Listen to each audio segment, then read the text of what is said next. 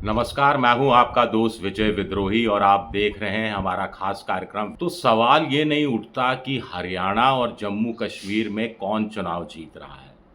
सवाल ये उठता है कि क्या हरियाणा और जम्मू कश्मीर के चुनाव को लेकर किसी तरह का कोई सस्पेंस बचा हुआ है। सस्पेंस की बात हम इसलिए कर रहे हैं क्योंकि आम तौर पर माना जा रहा है कि कांग्रेस एक तरफा हरियाणा में चुनाव जीत रही है। अब लहर है, आंधी है, तूफान है, सुनामी है, पता नहीं। उधर आम तौर पर माना जा रहा है कि जम्मू कश्मीर में नेशनल कॉन्फ्रेंस, कांग्रेस और वाम दल का जो गठबंधन है, वो चुनाव जीतने की स्थिति में है और अच्छी खासी स्थिति में है। तो आप सवाल उठाएंगे तो फिर मैं क्यों कह रहा हूँ कि क्या कोई सस्पेंस बचा हुआ है। क्लाइमेक्स जब ये है तो एंटी क्लाइमेक्स क्या हो सकता है, या नतीजा कोई चौंकाने वाला हो सकता है। बिल्कुल नतीजा चौंकाने वाला हो सकता है। हरियाणा के संदर्भ में बात करें तो अगर कांग्रेस 90 सीटें हैं, 46 बहुमत के लिए चाहिए दोनों जगह। नतीजा चौंकाने वाला तब होगा अगर कांग्रेस 47-48 पर अटक जाती है और बीजेपी 35 पार कर जाती है, तो नतीजा चौंकाने वाला होगा। इसी तरह नतीजा चौंकाने वाला होगा अगर कांग्रेस 75 पार कर जाती है और बीजेपी 10 के आसपास सिमट कर रह जाती है। कुछ लोग कहेंगे कि मैं एक्सट्रीम्स की बात कर रहा हूँ, तो चलिए बीच का रास्ता निकाल लेते हैं। क्या ज़मीनी हकीकत बीच की है कोई?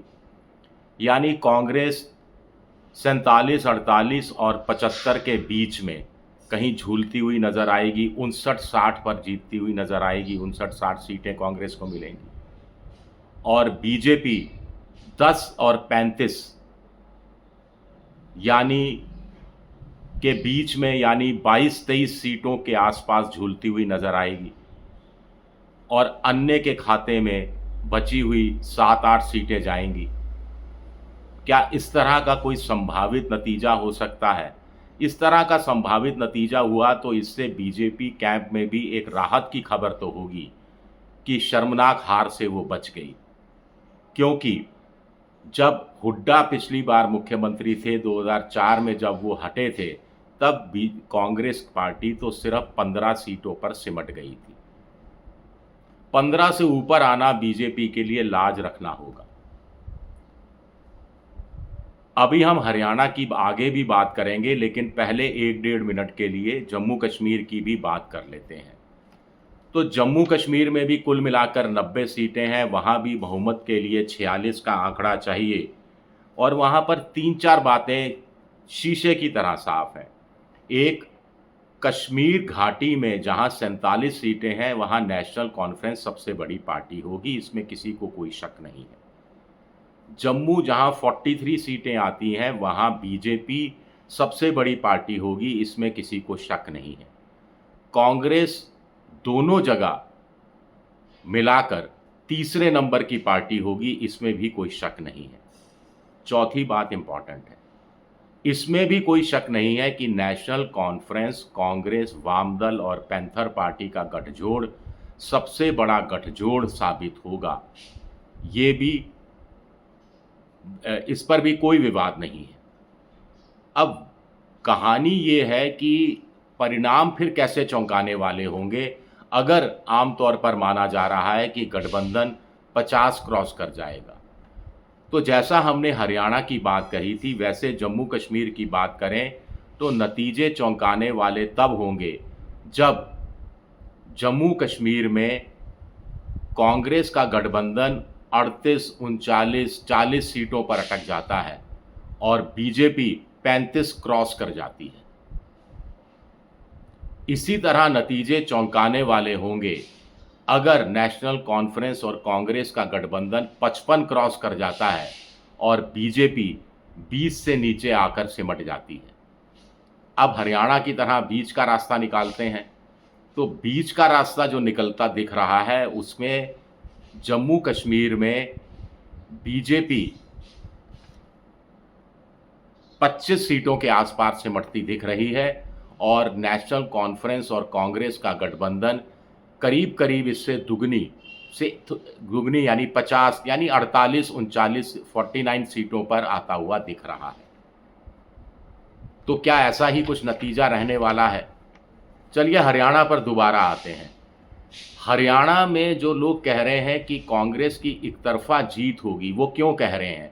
इसके पीछे 16 बड़े कारण मैंने गिने हैं, 16 टेक अवे कहते हैं। तो 16 कारण मेरे हिसाब से ये है। सबसे बड़ा कारण एंटी इनकम्बेंसी का है। 10 साल की राज्य सरकार की एंटी इनकम्बेंसी, 10 साल की बीजेपी की केंद्र सरकार की एंटी इनकम्बेंसी। दूसरा, जवान, पहलवान और किसानों का मुद्दा। तीसरा, बदलाव की बयार। चौथा, 30% आबादी युवा है, 29 साल से नीचे की, यानी 19 से 29 साल के बीच की है। वोट डालने वाला हर तीसरा वोटर 19 से 29 साल के बीच का है, और ये बड़ा बदलाव के प्रति लालायित रहता है, बड़ा विद्रोही स्वभाव का होता है। चौथा, परसेप्शन।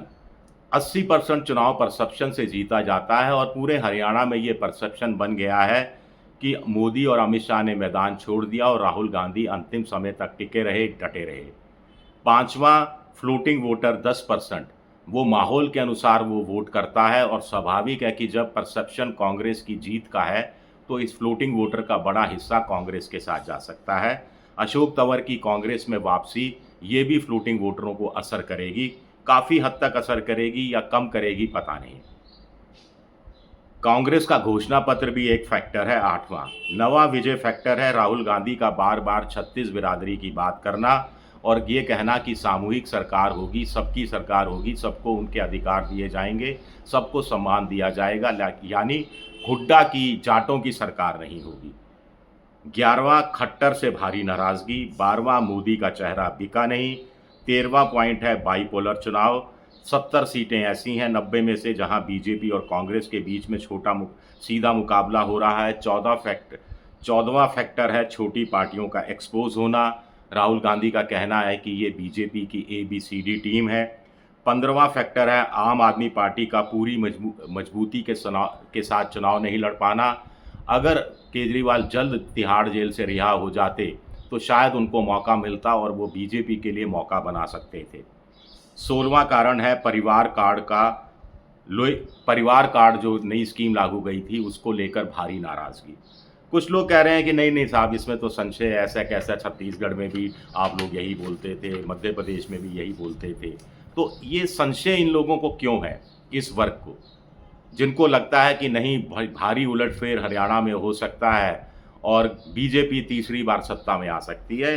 इनको 7 पॉइंट हैं, ये 7 टेक अवे हैं। पहला है कि हुड्डा और शैलजा के हाथ मिले हैं, दिल नहीं मिले हैं। अंदर खाने दोनों एक दूसरे की जड़ें काटने में लगे हैं, एक दूसरे के उम्मीदवारों को हराने में लगे हैं, जिसका फ़ायदा बीजेपी को मिलेगा। दूसरा, जाति पर वोट पड़ा तो कांग्रेस कम अंतर से सीटें हार सकती है, जिसका फ़ायदा बीजेपी को मिलेगा। तीसरा, छोटी पार्टियों का दाव चल गया तो बीजेपी को फ़ायदा होगा। INLD, अभय चौटाला की पार्टी, जिसने मायावती के साथ समझौता किया है, वो ठीक ठाक कुछ सीटों पर निर्णायक मुकाबले में भी आ गई है, जो 1 महीने पहले तक पिछड़ी हुई दिखाई दे रही थी। जाटलैंड, चौथा कारण है जाटलैंड की 42 सीटों में जाट अगर बट गए तो चुनाव भी पलट जाएगा। 5वां है कांग्रेस कार्यकर्ताओं में अति आत्मविश्वास आ गया है। वैसे ही भी कांग्रेस का कार्यकर्ता बूथ मैनेजमेंट के मामले में कमज़ोर रहता है, वो बूथ पर दोपहर के खाने के बाद टिकता नहीं है, और ऐसे में जब वो उसको लग रहा है कि कांग्रेस जीत ही रही है तो वो शिथिल हो सकता है, जिसका नुकसान कांग्रेस को हो सकता है। क्योंकि मुकाबला अगर कांटे का 75 सीटों पर है आमने सामने का, तो उसमें से कम आधी सीटें या 1/3 सीटें, कम से कम 25 सीटें तो फंसी हुई होनी ही चाहिए। छठा, पोस्टल बैलेट अगर बीजेपी ने मैनेज कर दिया तो बीजेपी फ़ायदे में हो सकती है। वहाँ सैनिकों के और सरकारी कर्मचारियों का वोट ठीक ठाक है। 7वां वजह बताई जा रही है कि 10% साइलेंट वोटर है, वो किस तरफ जाएगा ये अभी कुछ तय नहीं है, ये किसी सर्वे में आया नहीं है। और साइलेंट वोटर क्या मोदी जी को 10 साल के खट्टर सरकार के कुशासन के बावजूद माफ़ कर देगा? एक बड़ा कारण क्या ये साबित होगा? तो दोनों चीज़ें मैंने आपके सामने रख दी। शुक्रिया मेरा ये वीडियो देखने के लिए। पसंद आए तो लाइक कीजिए, सब्सक्राइब कीजिए, शेयर ज़रूर कीजिए। शुक्रिया, बहुत बहुत शुक्रिया।